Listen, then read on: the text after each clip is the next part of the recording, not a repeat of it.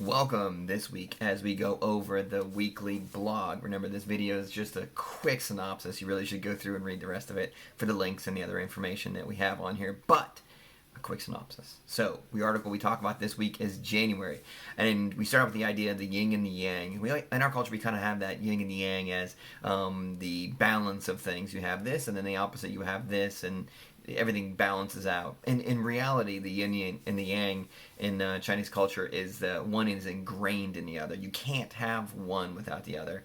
And the yin is that potential energy, and the yang is that kinetic energy, where one cannot be without the other. The example we give in the blog is a wave. So on the wave, you have the yin, which is like the trough.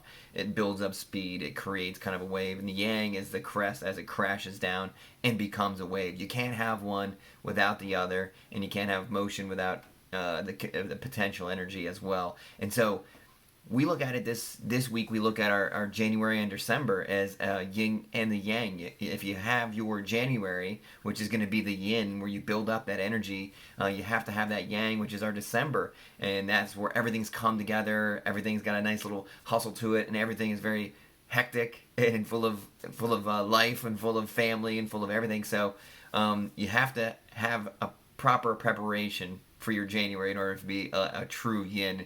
Otherwise, you're gonna be sitting there in your yang in December and just twiddling your thumbs like, what happened to the year? So this week we went over some tips, some things to make this January very much yin. And the first thing we talked about is the idea that if you've been following this email or if you've been following us at all, you know that there's no such thing as New Year's resolutions.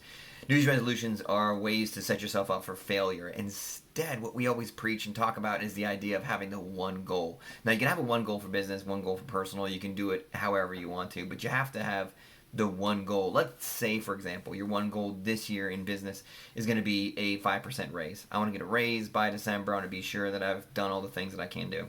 The next step, what you're going to do is you're going to create those activities. What things do you believe will get you to that one goal? Let's say getting to work a half an hour early.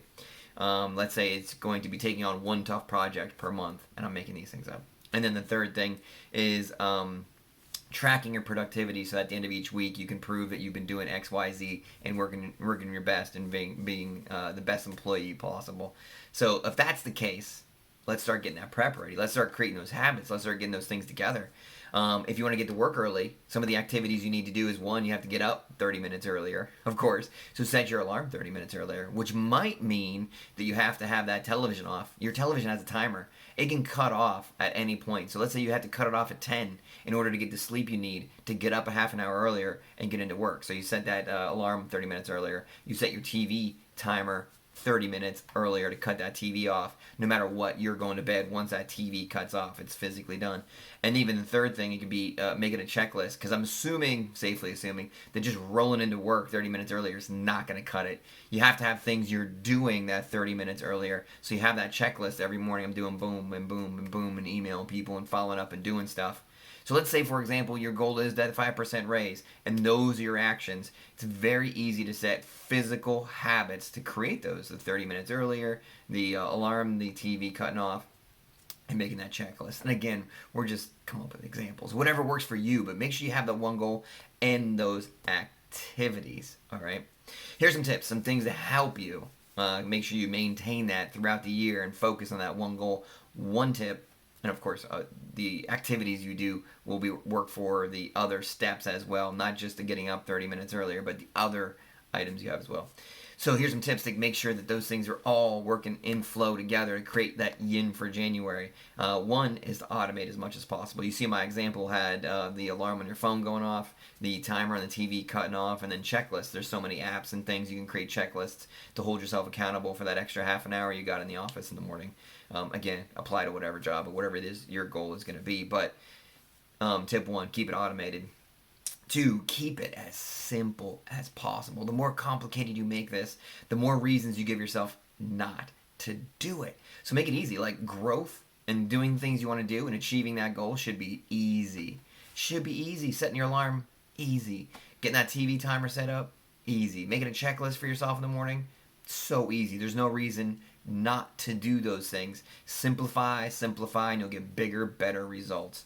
The third thing, and I found this out myself, be sure you build in some cheat days, right? So let's say you're in the middle of a show and the TV cuts off. Be like, you know what? It's Saturday. I'll finish that thing on Saturday. Not a big deal. I have these cheat days built in where I can finish some of these projects, watch the rest of this show, sleep in a little bit, stay up a little later, whatever you got to do. If you're doing this 7 days a week all the time, you're going to burn out. Have some days set up. Have a Saturday, have a Sunday, have a Tuesday, whatever day you want, but build it in and plan accordingly to have yourself some cheat days. And the last one and the most important one is live your life. It's not, don't miss your son and daughter's play. Go to the baseball game. Do the stuff that you want to do. You have these systems set in place so that when you do things and go out and live your life, that you can step right back in. Your alarm's still going to go off. That TV timer's still going off. That checklist will still be there. So if you cheat 1 day or 2 days, or go out and live life, or go out and see a movie with a friend, it's not the end of the world. Your systems are set in place to wake you back up that next day, to get that checklist ready. You can get right back on pace. It's not that hard. Now, if you're doing a cheat week, that might be a little bit tougher. A cheat month, that doesn't count either. But a couple of cheat days here and there where you're living your life and getting on doing things is very good and very productive for you as well. So, automate. Keep it simple as possible. Have those cheat days and be sure you live your life. Set that one goal, and you can do one for professional. You can do one for family. You can do one for whatever. Have the one goal. Have your set of activities. Start creating those habits that support those activities. Automate them. Make them nice and easy. And you know what? You're going to have a great great January. That means you'll have a much more productive December, which is your yang, and you'll feel way better about it. So, thanks for tuning in. Read the rest of the blog. Go to billyrealtorblog.com to see the rest of them as well. I'm going to keep doing these little videos to give you a quick synopsis of them and then read through as well. Anything you want to see, make sure you comment. Maybe I can maybe change it up. We can give things that you want. We can cover topics that you're interested in. And I thank you for your continued support. We'll see you again next week.